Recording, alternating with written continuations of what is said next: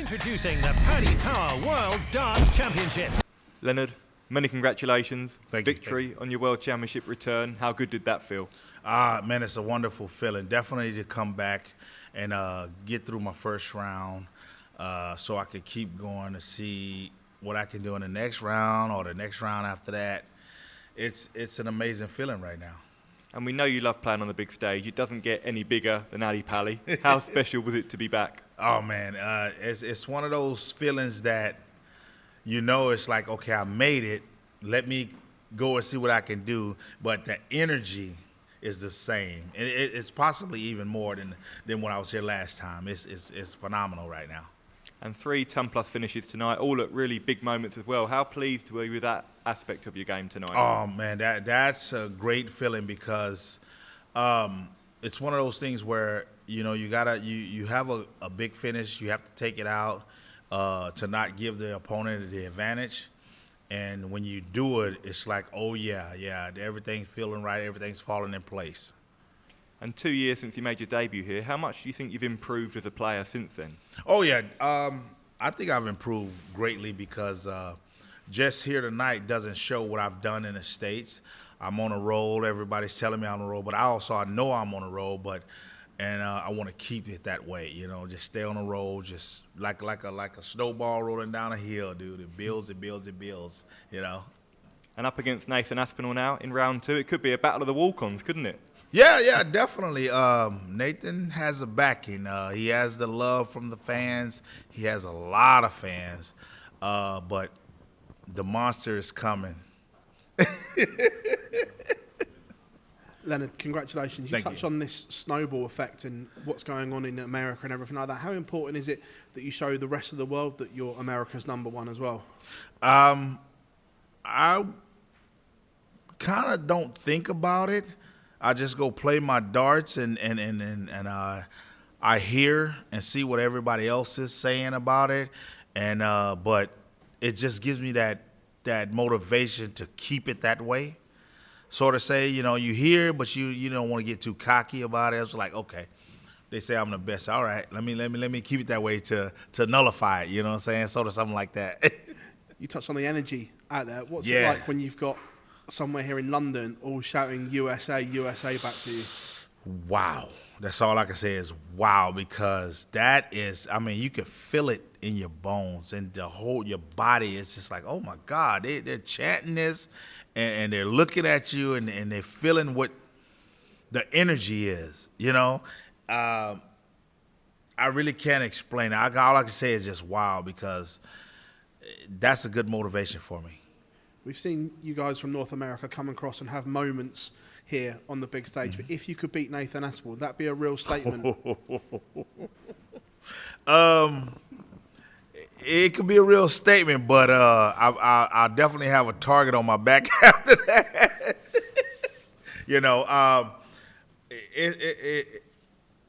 I'm lost for words right now. My thing is I'm going to go in the game and just focus, play my game, because I know what he can do. I've watched him many times on YouTube and everything. I definitely know what he can do. Thank you. Leonard, congratulations. Thank you. There were some big moments in that game, but you talk about the Aspinall game. How much do you think you'll need to raise your levels for that one? Just a wee bit, but it's the focus part. You got to stay focused. You can't get into the energy or the emotion of the crowd.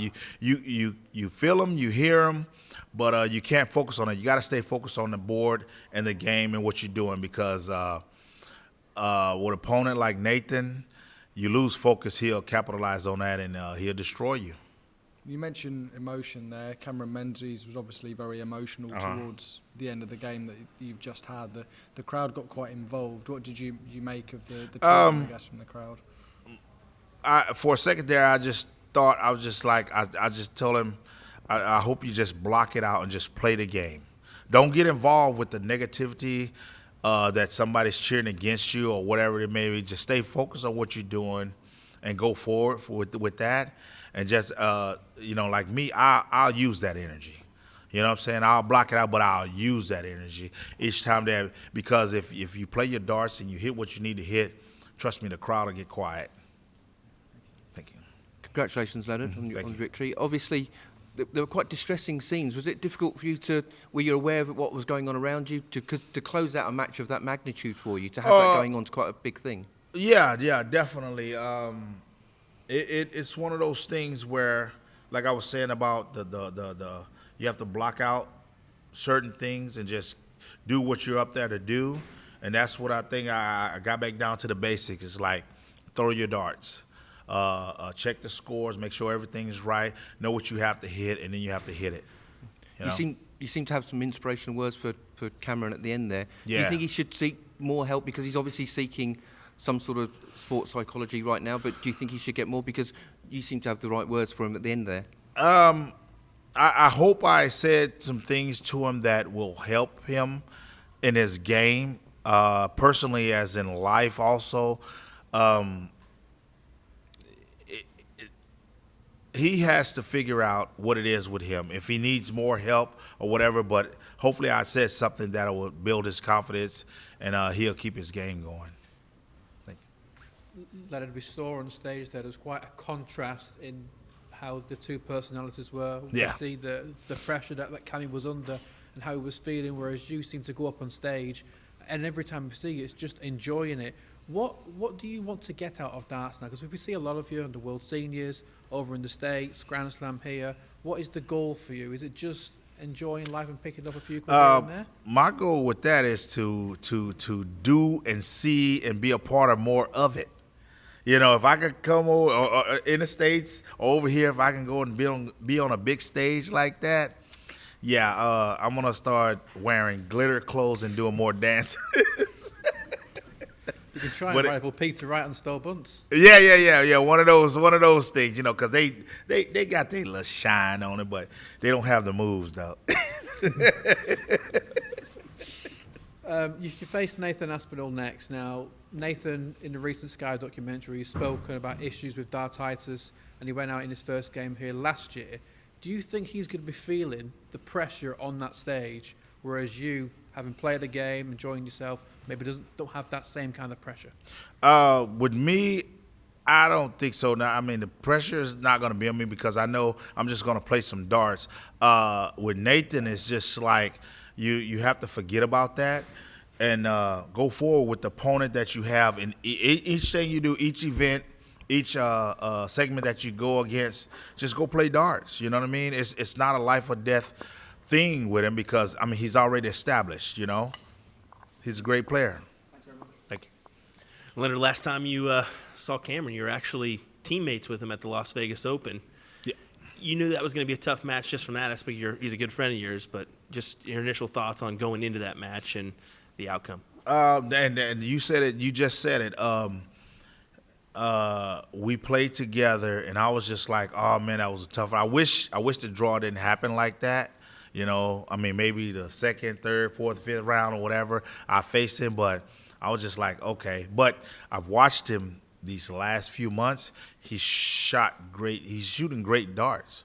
I mean, tonight was just something different with, you know, being in the alley patty, the finals or whatever.